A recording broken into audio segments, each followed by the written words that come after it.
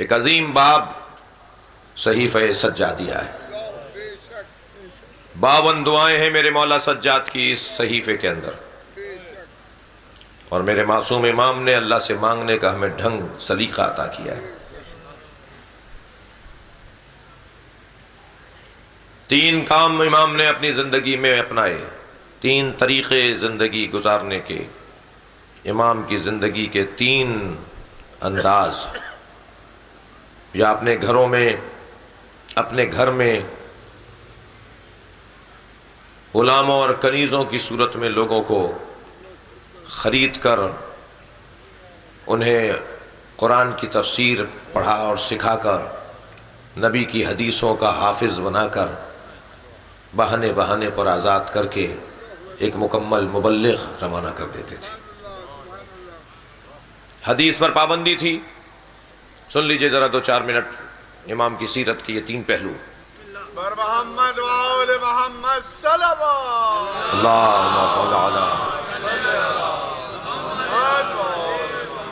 امام کی زندگی میں، امام کا جو دور ہے اس دور میں حدیث پر پابندی تھی.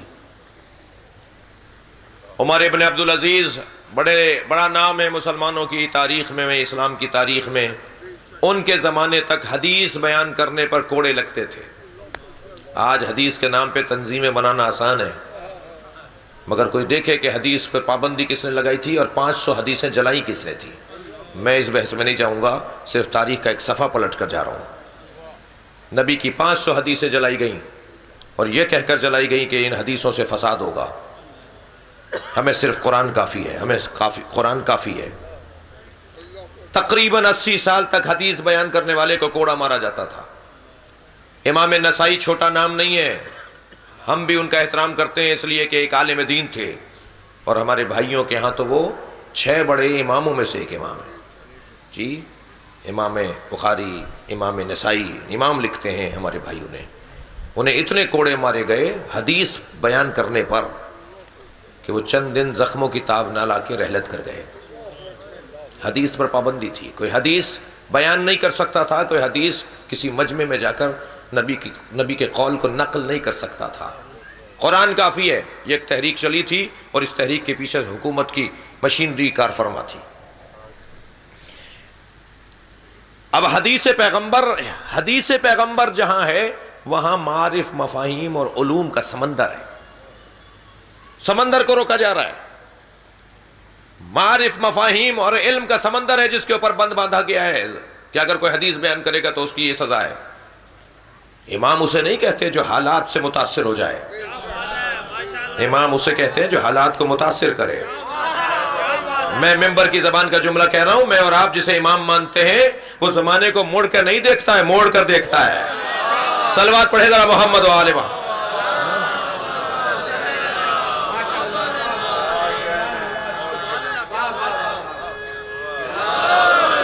علی جیسا بساتے دہر پا گوہر نہیں دیکھا، کئی صدیاں ہوئی پر ایسا قداور نہیں دیکھا.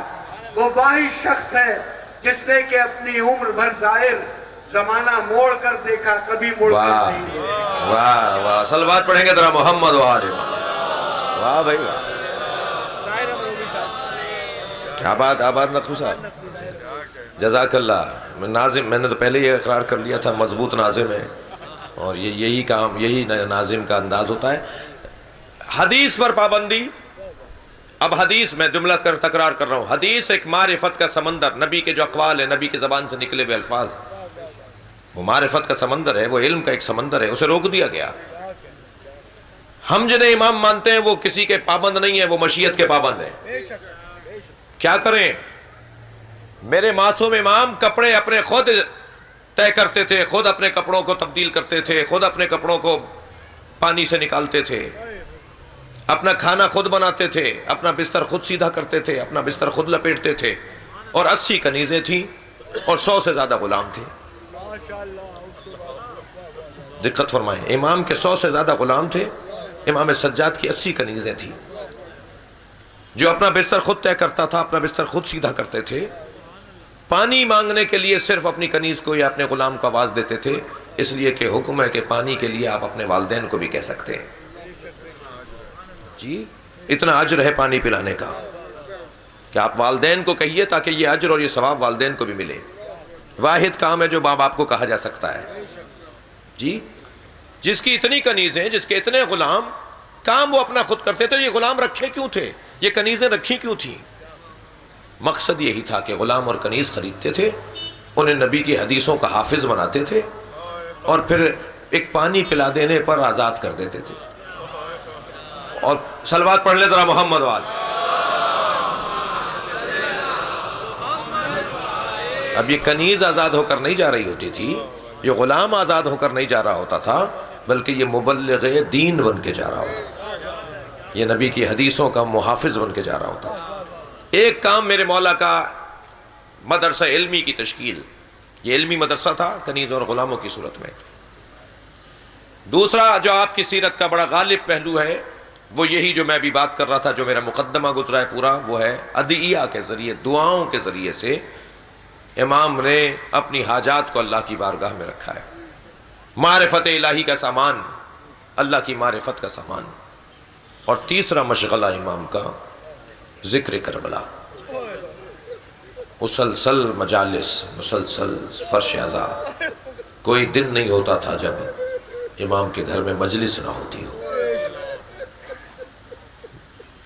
سن 61 ہجری سے 95 ہجری تک جوڑیے کتنے سال ہوئے؟ 35 سال. 35 سال میرے مولا نے گریہ کیا ہے، آنکھوں سے پانی ختم ہو گیا تھا، مولا کی آنکھوں سے خون بہتا تھا. جب کبھی پانی آتا تھا تو پانی کو دیکھ کر امام سجاد روتے تھے. کسی نے پوچھا مولا پانی کو دیکھ کر کیوں گریہ فرماتے ہیں؟ فرمایا مجھے وہ منظر یاد آ جاتا ہے جب میرے بابا علی اصغر کے لیے پانی مانگ رہے تھے. سب سے زیادہ امام سجاد کو اپنے بابا حسین کے پیاس کی تکلیف تھی. جب کسی نے پوچھا نا مولا آپ کو کچھ منظر، کیا منظر یاد ہے؟ فرماتے ہیں میں اس منظر کو نہیں بھلاتا کہ جب میرے بابا سوکھے ہونٹوں کے ساتھ مارا گیا.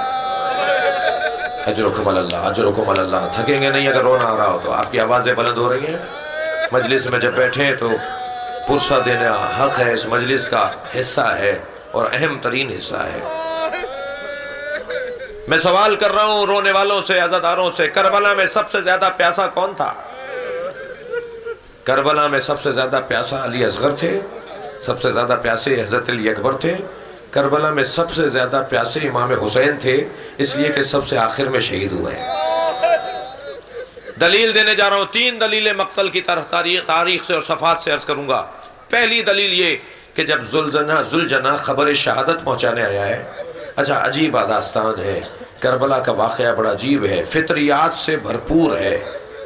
آپ نے بہت سنا ہوگا کہ بیٹیوں کو باپ سے محبت ہوتی ہے اور باپ بھی بیٹیوں کی طرف زیادہ پیار اور رغبت رکھتے ہیں. میں نے کربلا کے میدان میں دیکھا ہے، ذوالجناح جب امام حسین کی شہادت کی خبر سنانے آیا ہے نا، خیمہ گاہ کی طرف دوڑتا ہوا آیا ہے، ایسے پیر مار رہا تھا زمین پر جیسے ماتم کر رہا ہو. مقتل کا جملہ ہے، اس کے گلے سے ایسے آواز نکل رہی تھی جیسے جانور ذبح ہوتا ہے تو نرخڑے سے آواز نکلتی ہے. اور میرے مولا سجاد سے کسی نے پوچھا تھا مولا یہ کیا کہتا ہوا آ رہا تھا؟ تو امام نے جملہ فرمایا، یہ کہتا جا رہا تھا الدلیمہ الدلیمہ، ظلم ہو گیا، ظلم ہو گیا، حسین کو مار دیا، حسین کو مار دیا. یہ اپنے منہ سے یہ کہہ رہا تھا ظلم ہو گیا، ظلم ہو گیا. اور یہ آیا ہے خیمہ گاہ کی طرف. سنیں گے عزادارو، ذوالجناح نے جناب زینب کے خیمے کا رخ نہیں کیا، ذوالجناح نے جناب رباب کے خیمے کا رخ نہیں کیا. ذوالجناح وہاں نہیں گیا جہاں ام لیلہ تھی، ذوالجناح وہاں نہیں گیا جہاں امام سجاد تھے. ذوالجناح اس خیمے میں گیا ہے، اس خیمے کے در پہ گیا ہے جہاں سکینہ تھی. اس لیے کہ بیٹی کو خبر دینی ہے، بیٹی کو خبر دینی ہے بابا مارا گیا. ایک مرتبہ بی بی باہر آئی بابا کے گھوڑے کی آواز سن کر.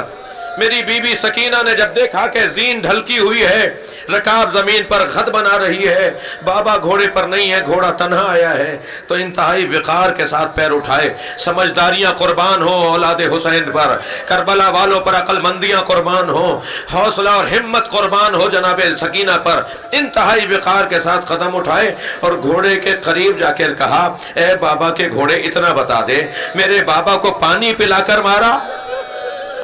या मेरे बाबा को प्यासा मार दिया। एक दलील, करबला में सबसे ज्यादा प्यासे इमाम हुसैन थे। दूसरी दलील सुनेंगे करबला में सबसे ज्यादा प्यासा कौन था? करबला में सबसे ज्यादा प्यासा इमाम हुसैन थे। उसकी दलील यह है कि इमाम सज्जाद ने अंगुश्त शहादत से कब्र पर यह नहीं लिखा हादा कब्रुल हुसैन अल्लज़ी क़तलू मज़लूमा, ये उसकी कब्र है जिसे मजलूम मारा, ये उसकी कब्र है जिसे गरीब मारा, ये उसकी कब्र है जिसे घेर के मारा, ये उसकी कब्र है जिसे भूखा मारा। इमाम ने क्या लिखा? अल्लज़ी क़तलू अतशाना, ये उसकी कब्र है जिसे प्यासा मारा। करबला में सबसे ज्यादा प्यासे इमाम हुसैन है। पानी को देखते हैं तो इमाम सज्जाद रोते हैं, खाना सामने आ जाता है तो इमाम ज़ैनुल आबिदीन रोते हैं। पूछने वाले इस का जवाब दिया, जब मैं खाना देखता हूं तो मुझे कुम्हलाए हुए चेहरे याद आ जाते हैं। करबला के मैदान में भूख भी थी और प्यास भी थी, लेकिन आप देखिए नक्कन साहब का बड़ा अजीब जुमला है, फरमाते हैं पानी मांगना मरामे इंसानियत के खिलाफ नहीं है, किसी से भी पानी मांगा जा सकता है। इसलिए बच्चे अल अतश तो कहते थे, मगर रोटी मांगना मरामे इंसानियत के खिलाफ है। इन भूखे बच्चों ने कभी नहीं कहा कि हमें भूख लग रही है। अगर कभी कूफे में किसी ने सदक़े की खजूरें भी दी तो जनाबे ज़ैनब की आवाज आई, अस्सदक़ा तो अलैना हराम, सदका हम पर हराम है। तो जिस बच्चे ने खजूर का दाना उठा लिया था उसने उस ज़र्फ में वापस रख दिया जो बीबी लाई थी खजूरें बांटने के लिए, सदक़े की खजूरें देने के लिए जो औरत आई थी, उस बच्चे ने वो सदक़े का दाना रख दिया। तो वो औरत आगे बढ़ के बीबी ज़ैनब के करीब आई, कहने लगी बीबी सदका तो अहले बैत पे हराम है, आप कौन हैं? मेरी बीबी ने फरमाया, तू अहले बैत को पहचानती है? कौन है अहले बैत का फर्द इस वक्त दुनिया में? कहा हुसैन इब्न अली है। कहा वो लोग के नेज़ा पे मेरे भाई का सर है, वो हुसैन का कटा हुआ सर है, और ये ज़ैनब तेरे सामने खड़ी है। अजरुकुम अल्लाह। कभी मेरे मौला सज्जाद अजरुकुम अल्लाह थकेंगे नहीं, अगर रोना आ रहा है अपनी आवाज़ों को आज़ाद रखेंगे। अभी आप इमाम सज्जाद की आप बैठ जाइए, इमाम सज्जाद के ताबूत की ज़ियारत करेंगे ना अभी अज़ादारों, तो ख्याल रहे ये उसका ताबूत है जिसका बदन जख्मी बहुत है। ख्याल रहे ताबूत का बोसा देते वक्त ये उसका ताबूत है जिसके जनाजे पे गस्साल रोया है। भाई 3 जनाजों पर गुस्ल देने वाला रोकर बाहर आ गया, गुस्ल नहीं दे पाया जनाजे को, बस मैं मजलिस खत्म कर रहा हूं, गिरिया हो गया। 3 जनाजों पर गुस्ल देने वाला रोकर बाहर आया है। एक जनाजा जनाबे ज़हरा का जनाजा है। मौला अली के रोने की आवाज गली में सुनाई दी जा रही थी। सलमान ने कूचे में सुना था कि अली ज़हरा को गुस्ल देते हुए रो रहे थे। पूछा, है मौला आप जैसा साबिर इमाम किसी ने नहीं देखा। फरमाया, जब मैं ज़हरा को गुस्ल दे रहा था तो ज़हरा की 2 पसलियां टूटी हुई थी, मुझे फातिमा ने नहीं बताया मेरी पसलियां टूटी हुई हैं। अजरुकुम अल्लाह। दूसरा जनाजा सुनेंगे अज़ादारों, वो जनाबे सकीना का जनाजा है। किसी ने पूछा था इमाम सज्जाद से, मौला आपकी उम्र तो इतनी नहीं है, आप ज़ईफ कैसे हो गए, आप पर ये बुढ़ापा कैसा है? तो आंखों में आंसू भर के फरमाया, बहन के जनाजे ने बूढ़ा कर दिया, सकीना के जनाजे ने ज़ैनुल आबिदीन को बूढ़ा कर दिया। बीबी के जनाजे को गुस्ल देने के लिए जो गस्साला आई थी ना, वो रोती हुई बाहर आई और इमाम सज्जाद से कहने लगी, ए असीर जिंदान, इतना बताइए आपकी बहन को बीमारी क्या थी, किस बीमारी में ये बच्ची मरी है? मेरे मौला ने फरमाया, मेरी बहन को कोई बीमारी नहीं थी। कहने लगी, जब मैंने कुर्ता अलहदा किया तो बदन पे नीले निशान थे।